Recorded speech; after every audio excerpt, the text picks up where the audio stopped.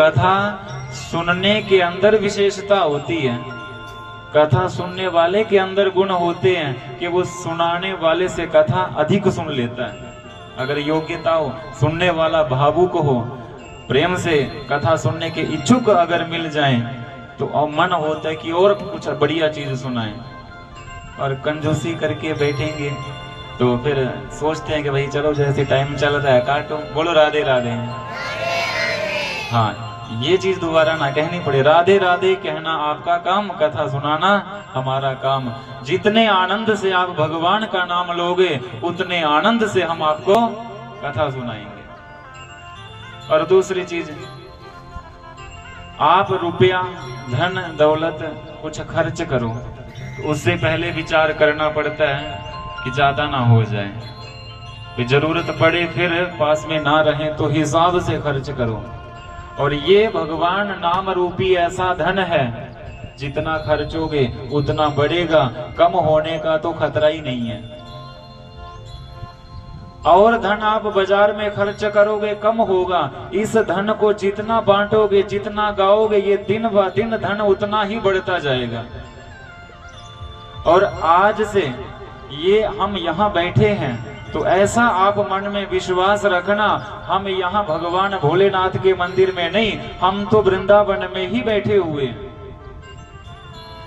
क्योंकि ये जो भागवत कथा का आयोजन आज भगवान की कृपा से होने जा रहा है अपने नगर में।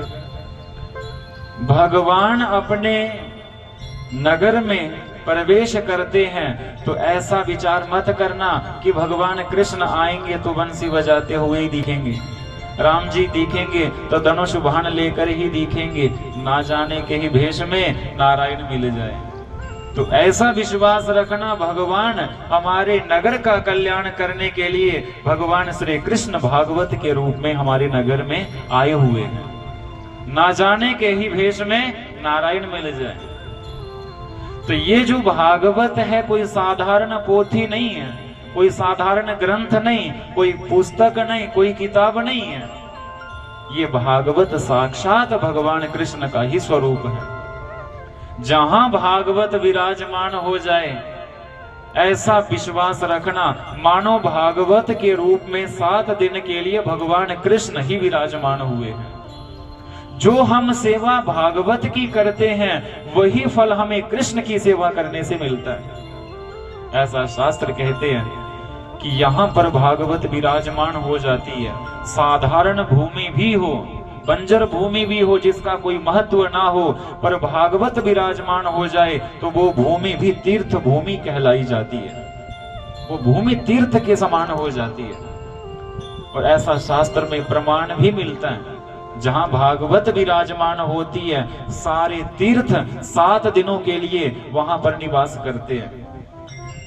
ये जो 18 पुराण 4 वेद ये 6 शास्त्र अदृश्य होकर के यहाँ भागवत की सेवा करते हैं। सारे देवी देवता अपने अपने लोगों को छोड़ करके भागवत श्रवण करने के लिए उस स्थान में आते हैं। तो हम तो बड़े भाग्यशाली हैं कि भगवान ने 7 दिनों के लिए हमें ये सेवा प्रदान करी है।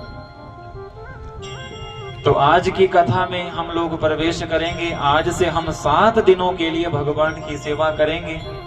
आइए इस चंचल मन को भगवान के चरणों में लगाने के लिए, पहले इस मन को भगवान के चरणों में लगाने के लिए भगवान का संकीर्तन